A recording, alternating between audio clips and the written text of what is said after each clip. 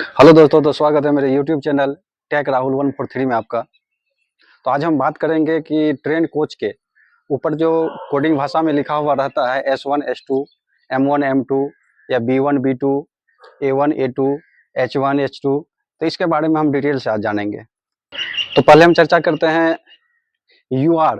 आप देखे होंगे कि ट्रेन पर जिस तरह देख रहे हैं आप, इस छोटा सा एक बोर्ड लगा हुआ रहता है, उसमें UR लिखा हुआ रहता है। तो UR का मतलब क्या होता है?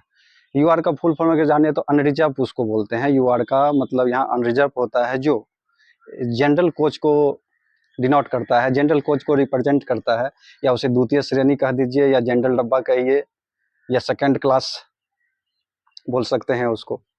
तो ये यूआर जनरल कोच को रिप्रेजेंट करते हैं। तो अब हम बात करते हैं S1 S2 जो लिखा हुआ रहता है जिस कोच के इस बॉक्स पर, उसके बारे में बोलना चाहते हैं कि S1 S2 ये स्लीपर को रिप्रेजेंट करता है। S से स्लीपर वहां लिया जाता है, और S के बाद जो 1 रहता है दोस्तों, तो 1 स्लीपर कोच के नंबर को दर्शाता है कि अगर स्लीपर का वो 1 नंबर का कोच है तो उस पर S1 लिखा रहेगा, 2 नंबर का जो कोच है तो वो S2 लिखा रहेगा। इसी तरह से 10 11 तक या 8 9 तक स्लीपर की जो संख्या रहती है उसमें स्लीपर कोच की, उसको रिप्रेजेंट करता है S1 S2 S3 या S10। तो जिस कोच के ऊपर में B1 B2 B3 लिखा हुआ रहे तो ये समझ जाए कि ये थर्ड एसी है। इस कोच के ऊपर आपको लिखा हुआ मिल जाएगा 3 टायर एसी कोच, या इसी को थर्ड एसी कहते हैं। तो ये B1 B2 B3, बी के बाद जो नंबर की संख्या है 1 2 3 B1 B2, तो वो नंबर कोच की संख्या को दर्शाता है कि ये थर्ड एसी का पहला कोच है, ये थर्ड एसी का दूसरा कोच है, थर्ड एसी का तीसरा कोच है। जो B3 लिखा हुआ रहेगा वो थर्ड एसी का तीसरा कोच है। इसी तरह जितनी ट्रेन में कोच की संख्या रहती है उसको ये प्रदर्शित करता है। तो जिस कोच के ऊपर M1 M2 M3 का बोर्ड लगा हुआ रहे तो ये M जो है थर्ड एसी इकोनॉमिक क्लास को प्रदर्शित करता है। ये थर्ड एसी इकोनॉमिक क्लास जो होता है ये थर्ड एसी से थोड़ा कम सुविधा इसमें रहता है, और स्लीपर क्लास से थोड़ा ज़्यादा सुविधा रहता है।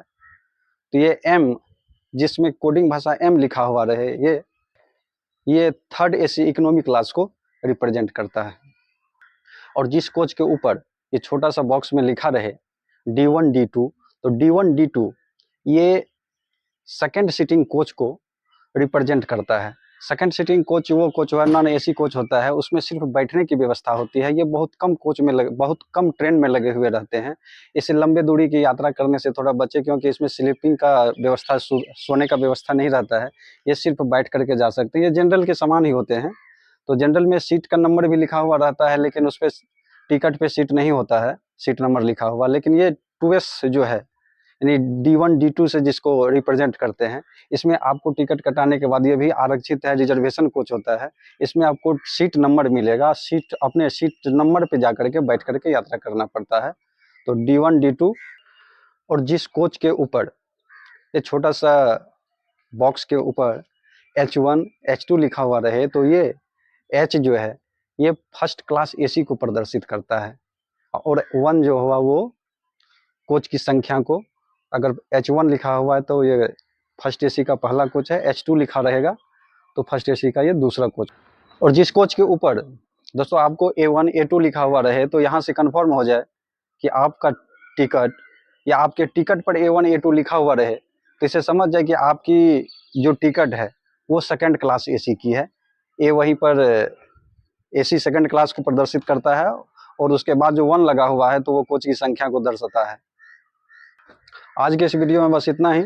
अगर आप मेरे चैनल टेक राहुल 143 पे नए हैं तो वीडियो को लाइक करें, चैनल को सब्सक्राइब करें, और वीडियो को अपने दोस्तों के साथ शेयर करें, ताकि जिसको ये जानकारी नहीं है वहाँ तक ये जानकारी पहुँचे।